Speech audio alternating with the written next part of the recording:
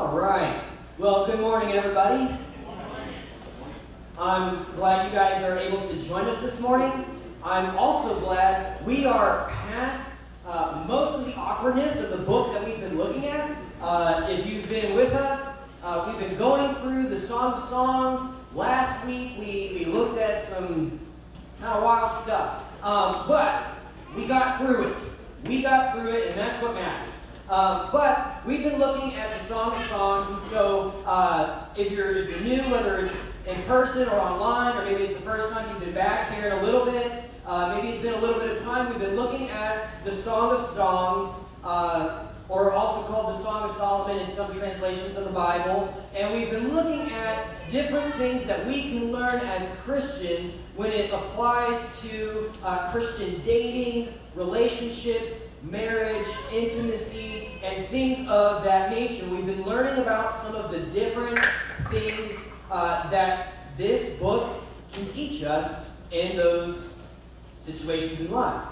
Now, we've already looked at dating, we've looked at courtship as we kind of get into more of a serious dating relationship and looking at a potential marriage in the future. We looked at the wedding that takes place as that unfolds. And last week we looked at the honeymoon that takes place, and we dealt with a godly look and a godly approach to intimacy. And now we are kind of past that little climax of the movie, or not movie, kind of movie. That's the kind of movie you probably don't want to go see, but that's not the point. Wow, there's no way to recover from that. Anyway, so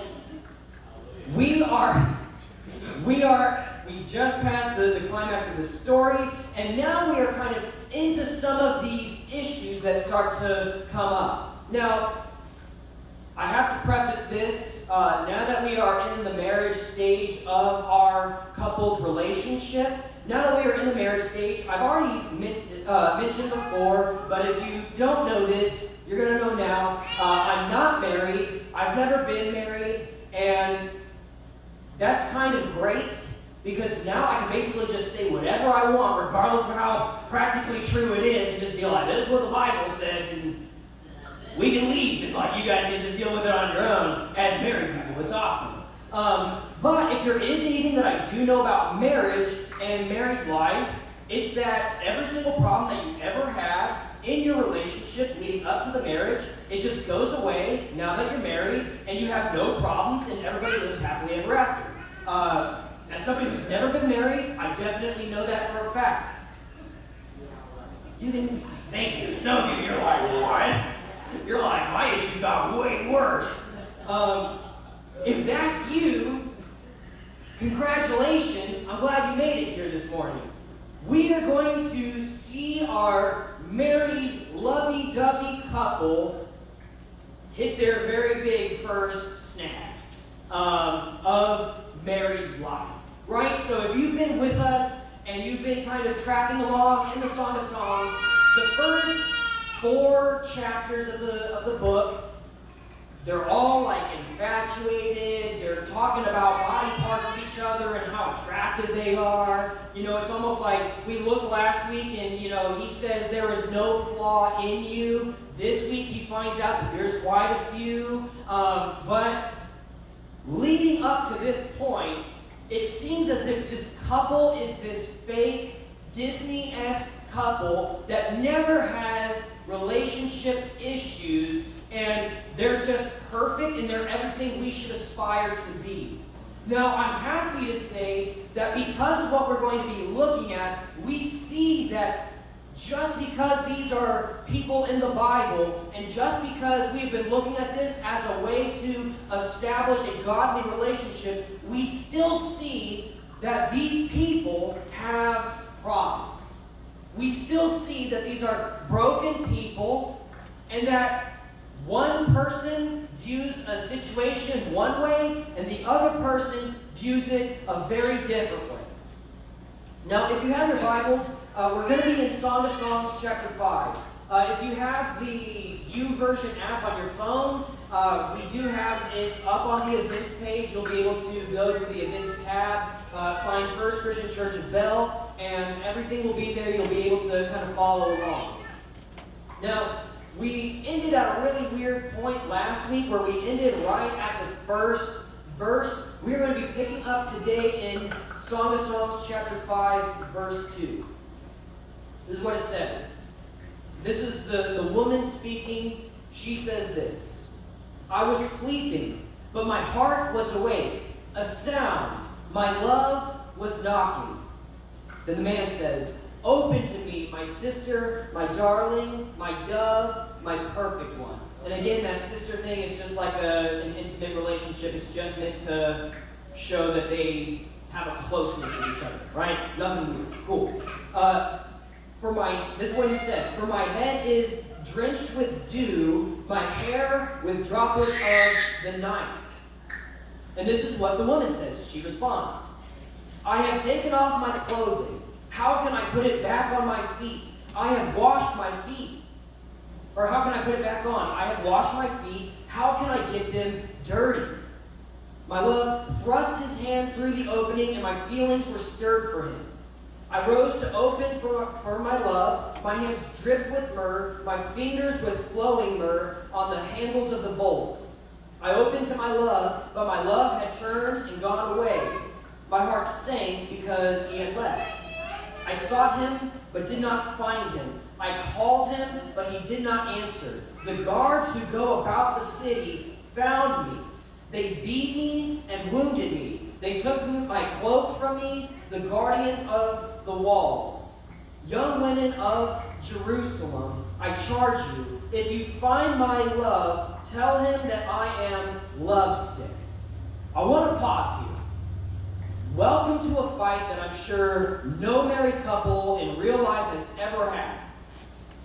I'm sure this has never happened ever. This is all totally made up. This never happens in real life, I'm sure. This is essentially what plays out in this scenario. Husband, he's had a long day. He's had a long day. He's worked. He's been, doing manual labor, or, in 2023, he's been maybe sitting at a desk for a while, and he's getting kind of sore. He's tired. His fingers hurt from typing on a keyboard. I don't know what kind of work you might do, but the scenario is the same. He's been at work. He's had a long day. He comes home to his beautiful bride, his perfect one, the one who has no flaws. She's at home. She's probably got dinner ready. Everything probably plans out exactly the way he sees it going. And he goes to the door, and he's like, baby, I'm home. How about a little sugar? And maybe they have their meal, and as the night starts to come to a close, he's looking to, have a little bit of that honeymoon, whatever might be left on the table, that's what he's looking for. He's like, hey, let's get this taken care of, it's been a long day, I'm tired, you know what'll make me not tired?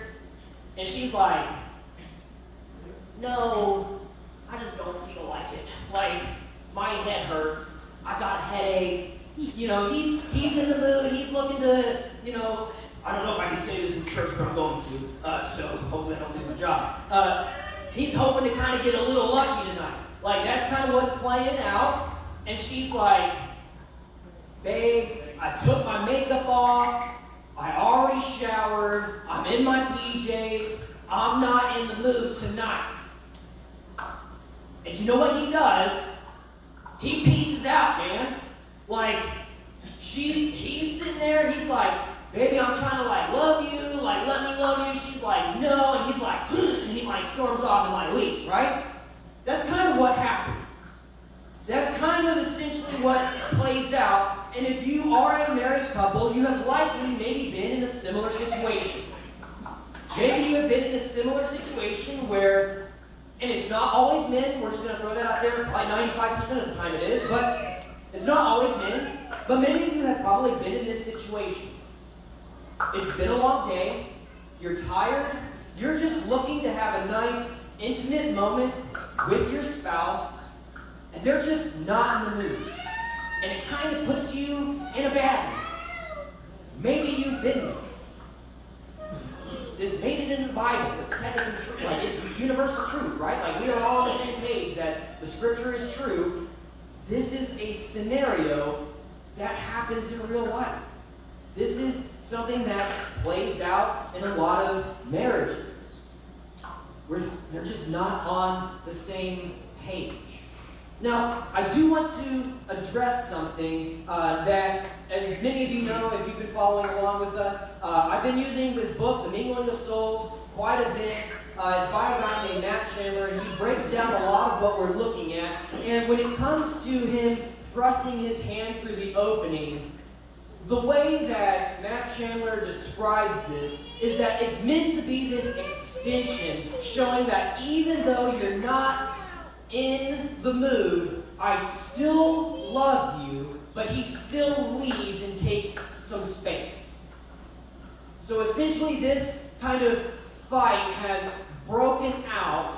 That's essentially what takes place, is they are no longer on the same page regarding this moment of intimacy, and he has his frustrations, she has some of her frustrations, but he says, I love you, I just need some space, and he leaves. That's essentially what happens. And we end up in this really interesting situation of the first big explosive fight that our lovey-dovey couple finds themselves in. Now, after he kind of leaves and retreats from being rejected, because that's basically what happened, he puts it out there, he lays the option on the table, and she says, no, I'm good, and he's like, oh man, and so he's frustrated, and so he retreats because now he's been rejected. In the midst of this, there's a lot of conflict that happens, and there's a lot of things that play out, and we're not going to quite get to it yet.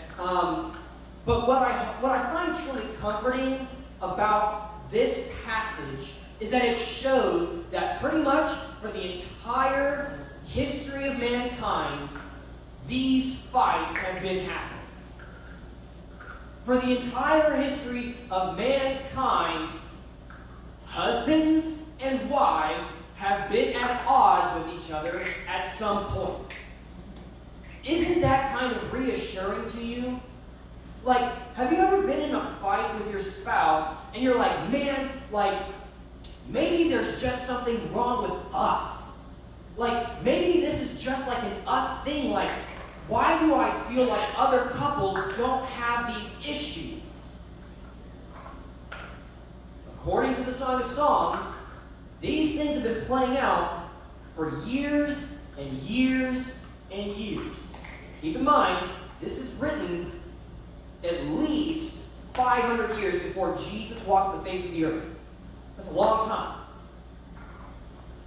Now, the book, most of the time I don't really read too much from the book, but I did in this instance. And part of the reason for that is this. As I already stated, I'm not married, I've not been married, and so sometimes when it comes to talking about these things like conflict in a marriage, when you don't really know what that's like, sometimes it's best to, kind of go outside of the ideas that I might have and talk to and reference somebody that has actually been through this. And so, as this fight kind of plays out, Matt Chandler, he breaks down a few nevers. He breaks down a few nevers of fighting in a marriage. And essentially, the thing that he says, it's meant to help you fight fair in a marriage. As you know, no couple on the face of the planet has started a relationship and left this planet without having some kind of fight and disagreement. Couples fight. That's just the nature of humanity. And so I wanted to give you guys some of his tips as to how to fight well. Since you can't avoid it, it will happen, you might as well at least learn how to do it in a way that still honors God, even amongst your disagreement. Now, the first one that I want to start with is actually the fourth one mentioned in his book. And it's one that I want to really put out there and emphasize because it's so, so, so important.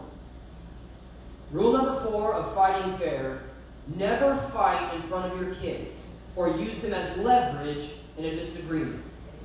Yeah. Never fight in front of your kids or use them as leverage in a disagreement. Here's the reality of children. Here's the reality of children. They are little miniature social sponges. What they see modeled is what they will do. What they see modeled in the home is what they will do. Many of you, I'm guessing, have a relatively good memory of maybe seeing your parents in a big fight. Many of you have probably experienced your parents in a fight. I'm very blessed. I was in a family where I don't think they read this book because it didn't come out until I was out of high school, but I don't really have many memories of my parents just yelling and duking it out in the home. And I've talked to my mom and I've talked to my dad, and they would never say that fights and arguments never happened. But it's almost like they had this understanding that their kids are going to see how they handle things, and they're going to replicate it. And many of you, if you have seen your parents fight, and you have seen them in these situations, or a little bit more accurately, because sometimes we're a little blinded to the way that we handle things ourselves, maybe you have seen your spouse's parents fight, and you recognize that your spouse fights and argues the exact same way that their parents do. Many of you have seen that children imitate their parents more frequently than we probably want to admit. And my guess is that if you've ever been in a fight with your spouse that blows up and it gets way out of line, my guess is that you probably don't want that for your child. Many of you have probably had some of those fights where you're like, man, I hope that my child would never go through this. I promise you it's going to be for the best that you don't set that standard.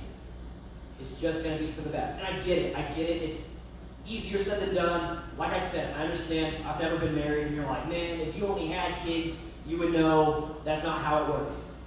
I understand that this is not easy. Marriage is not easy. I'm just trying to give you guys tips and tools for how to have a good, clean fight with your spouse when it becomes unavoidable. Now, some of the other tips are this. Never respond to your mate rashly. Never respond to your spouse rashly. Take some time, think it through, learn to respond rather than react. There's a huge difference between reacting and saying something very hurtful that is likely going to be kind of this below-the-belt blow to your spouse. That is a lot less likely to happen if you learn to respond and process how you're feeling in this fight. This one probably shouldn't have to be said, but unfortunately we live in a world where it does. Never touch your mate out of temper or frustration ever. I understand that when you find yourself in these fights, sometimes that temper, it starts to rise. It gets very hard to control. It is never okay to strike your spouse out of anger and frustration. Now, we've already looked at the flirting phase of this relationship, right? There is such a thing as play hitting, welcome to flirting 101 in the United States in 2023. This has likely existed the entire time. You say something, it's a cute little joke, and you get this little, oh, stop it. You know what I'm talking about. That is very different from winding up and reaching out. Those are not the same thing. Never touch your mate out of temper or frustration. Never seek to shame your spouse in public or in private, for that matter. It will not go over well if you shame your spouse to the people around you. It will not go over well. And honestly, if we're just being honest, if you've ever seen this play out, you know that it never looks as bad on the person being shamed as it does on the person doing the shaming. Let's just be honest. If you've ever seen a couple in a fight and one is like bad-mouthing their spouse, you always think something differently about the person doing the bad-mouthing than you do the person being bad-mouthed. And 9 times out of 10, you kind of feel a little sympathetic for the person who's like being made fun of. Don't do it. It's not going to go over well. Again, just to reiterate, don't fight in front of your kids. Never mention your spouse's parents or any other family member. That's a doozy, right? Let's just be honest. That one, sometimes that's a little hard to avoid. You see something that you have seen in their parents, and you're in this fight, and you're like, man, you're just like your mom. You're just like your dad. I'm going to throw this out there. It's for the best not to bring that up, because oftentimes what we don't really think about, what we don't realize, is that sometimes those traits that you're saying you're just like your mom or your dad or any other relative, oftentimes those traits are the things that your spouse dislikes the most about that person. Again, because oftentimes when they are just like their mom or dad, it's something that they're imitating that they saw when they were young. Because kids are like little social sponges and they just take everything in, it's very easy to pick up on the bad characteristics of your parents, even though you don't want to. And so when you bring that up, it's just going to cause a bigger fight, and it's just going to hurt your spouse more than you probably ought to.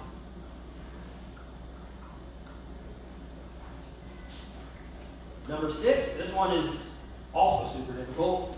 Never dig up the past. Try to stay on top. Don't dig up the past. Here's the thing.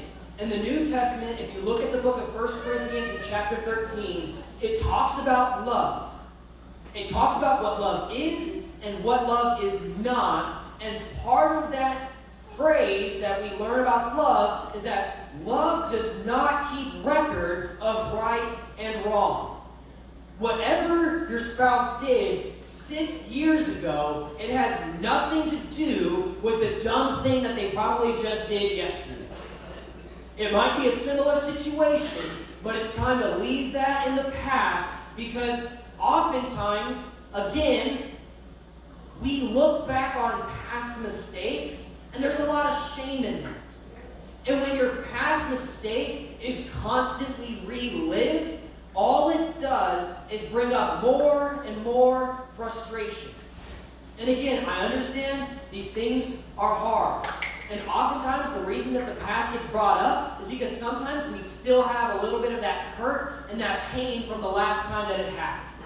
I understand, but when it comes to fighting fair, when it comes to godly disagreements, it's for the best to let the past be the past and to allow love not to keep record of right and wrong.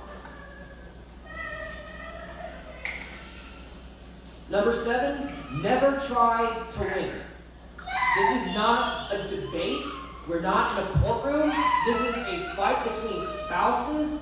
It's not about winning. It's about reconciling with one another. That's the way that marriage ought to be. And I understand that if you're a competitive person, it's always about trying to win.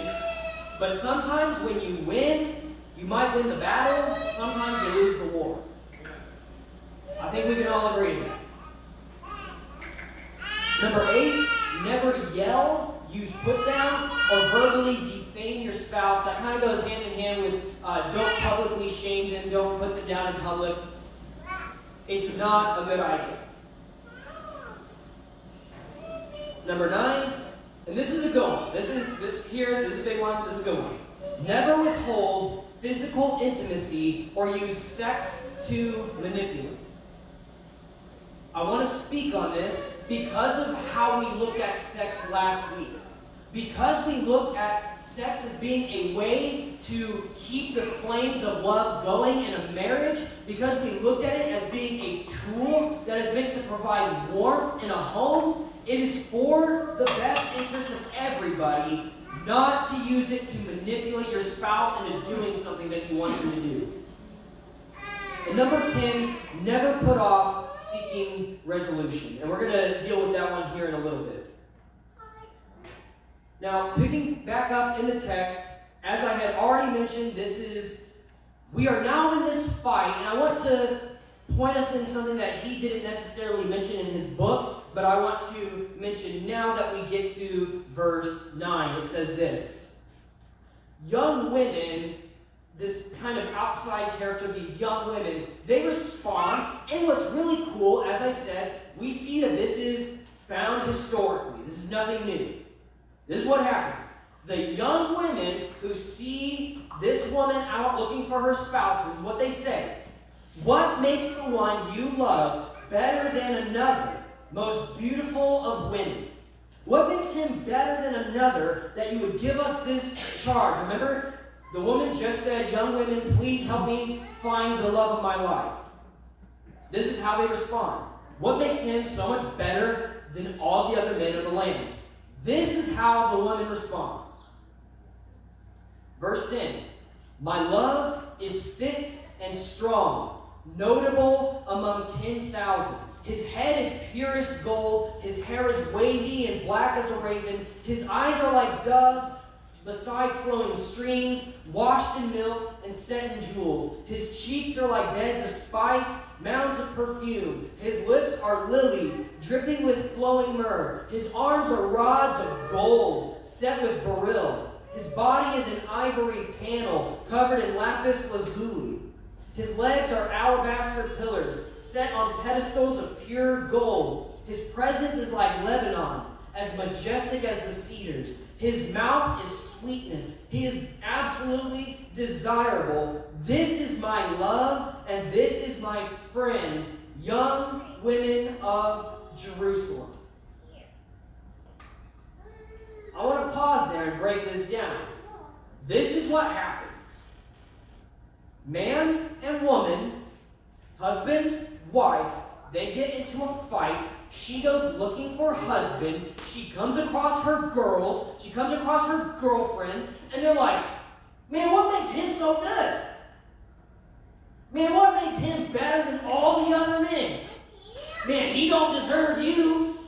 This is how he's treating you. He wants to walk away in the middle of fights. Man, you can do so much better. You should go looking elsewhere. What about this guy? He's good looking. And her response is, no, you don't seem to understand what's going on. This is my man. You want to know who my man is? You want to know what makes him better than the other men? It's his arms that are like rods of gold. It's like his body is made of pure ivory. She adores her man. One of the most harmful things you can do for your marriage or your relationship, regardless of which stage you're in, is go to your friends and start, when they say, man, they're not really that great, the worst thing you can do for your relationship or your marriage is start agreeing and bad-mouthing your spouse. That is one of the most harmful things you can do, because now it is no longer your man with you in the fight. It is no longer a one-on-one. It is a 1-on-15. Those odds aren't good. When you choose to bring other people into your fight and allow them to badmouth your spouse, and you choose to give in and also badmouth, all you do is set the scales in a way that they ought not to be set.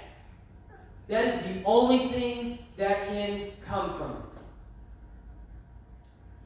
And again, I want to reiterate what we talked about when we dealt with the wedding and the marriage. When it comes to your bridesmaids, when it comes to your groomsmen, this is why it is so important that you have God-fearing, Christ-loving people standing by your side at your marriage. Because 9 times out of 10, if those people are God-fearing people and they are Christ-loving people, when you go to them in this fight and when you inevitably end up talking to your friends, because let's just be honest, it's kind of unavoidable. It's not like she went straight to her friends. Her friends found out what's going on. And she came across them and she's like, please help me, reconcile this relationship. They start to badmouth these young women. If you have godly people in your circle, 9 times out of 10, those godly people, they will be able to look at you and say, have you thought about looking at it from their perspective? Godly people tend to be the best at getting you out of that emotional temper and putting you back into reality and allowing you to kind of be a little bit more sober-minded in the heat of this fight. That is what godly friends do. That's just a plug. Get some godly friends. Anyway. Picking up in chapter 6, this is what happens. This is what unfolds. This is what the young women respond. Now that she has already said, look, you want to know what makes my guy so great? Here's what it is. He's an amazing person. When they hear that, this is their response. Where has your love gone, most beautiful of women? Which way has he turned? We will seek him with you. The woman responds, my love has gone down to his garden, to beds of spice, to feed in the gardens and gather lilies. I am my love's, and my love is mine. He feeds among the lilies. I have to pause, because now we are at a literal garden. If you have been following along, and just to catch you up if you haven't been able to, garden could be a lot of things in this book. Sometimes it's his wife's body. Sometimes it's a literal garden. Here it's a literal garden. Sometimes it's about their love. The garden resembles their love. Here he is in an actual garden. Why that's important is kind of not, but it helps this flow better. It's not that he has already come back to his woman. He's literally gone away to a garden to kind of help blow off steam now that this fight has happened. He's there to kind of relax, unwind, take a breather before we get back to this situation of trying to reconcile this issue. And so, again, the young women, when they hear about how good of a man he is, they say, you know what? We will help you find him so that you can reconcile this relationship. This response is a great response of godly friends. This is a great example of what godly friends will do. That when there is an issue between you and your spouse, they will help you to restore the issue and solve the issues that are present. And so she ends up finding him, and she goes to him in his garden, and she shows up, and this is what he says. Keep in mind, he has already been rejected. He tried to, get a little lucky that night. She said, I'm not really feeling it. He's kind of upset. He goes to his garden. And based on this response, we see that he has been able to cool off, calm down, think through, and learn how to respond, not react. This is what he says. Verse 4, it says this. This is his response. You are as beautiful as Tirzah, my darling, lovely as Jerusalem, awe-inspiring as an army with banners. Turn your eyes away from me, for they captivate me. Your hair is like a flock of goats. streaming down from Gilead. Again, fellas, when you're in a fight, don't tell her that her hair looks like goats. Don't do it. It works here. It is very seductive to her. It is not seductive to your woman, most likely. Women, ladies, if your man tells you that your hair is like goats, I know I said never hit your man in anger. Yeah. I allowed that one time. I'm just kidding. I'm kidding. Don't do it. That's a joke. Your teeth are like a flock of ewes coming up from washing, each one having a twin, and not one missing. Again, fellas, don't tell your girl that she's got all her teeth. It's not a compliment. Well, it might be, but don't say it. It doesn't come off as a compliment. Behind your veil, your brow is like a slice of pomegranate. There are 60 queens and 80 concubines, and young women without number. But my dove, my virtuous one, is unique. She is the favorite of her mother, perfect to the one who gave her birth. Women see her and declare her fortunate. Queens and concubines also, they sing her praises. Who is this one? Who is this who shines like the dawn, as beautiful as the moon, bright as the sun, awe-inspiring as an army with banners? If you notice, this is a quick nod back to the honeymoon that we just looked at last week. He's been shut down. He tried to, have a little intimacy, put a couple logs on this fireplace. He tried to do that. He gets shut down. Clearly, she didn't cut the logs. They weren't split properly. Whatever, maybe hypothetically speaking. And as he simmers down, regains his mind after this fight, his first response, we're learning to respond, not react. When he sees her again, he is quickly overcome with her beauty. He is quickly overcome with all of the reasons that he fell in love with her. That is a good way to respond in a fight. Notice her response when her friends try to get her to maybe say some bad things. She is quick to talk about how handsome and stunning he is. He is quick to talk about how beautiful she is. And he takes some of those compliments even farther, right? So in the honeymoon, it's just, your cheeks are like pomegranates, your eyebrows are like orange slices, he's saying some weird stuff that doesn't work these days. But here, on top of those compliments, he says that queens and all the young women of the land look at his woman and they are jealous of how she is, of how beautiful she is, of how good her character is. And if you remember all the way back from the first chapter, she has a lot of insecurities that she's dealing with about why she doesn't feel all that beautiful. He is quick to edify and uplift his spouse. When it comes to fighting in a marriage, it is so important not to dog on your spouse, not to shame them. And a verse that I brought up last week from Proverbs, in regards to some of you couples that have been maybe married a little longer, one of Solomon's advice in the book of Proverbs is to remember the wife of your youth. That's kind of what's happening here. He remembers who he fell in love with and why he fell in love with her. And she does the same thing in the chapter before. I want to go to a quick verse real quick. And it's this. It's found in Ephesians chapter 4. Ephesians chapter 4, verse 26 through 27. Paul writes this. Be angry and do not sin. Don't let the sun go down on your anger, and don't give the devil an opportunity. Couples fight. I think we can all agree on that one. I've never been married, but I've been in relationships. I have fought with the people that I date.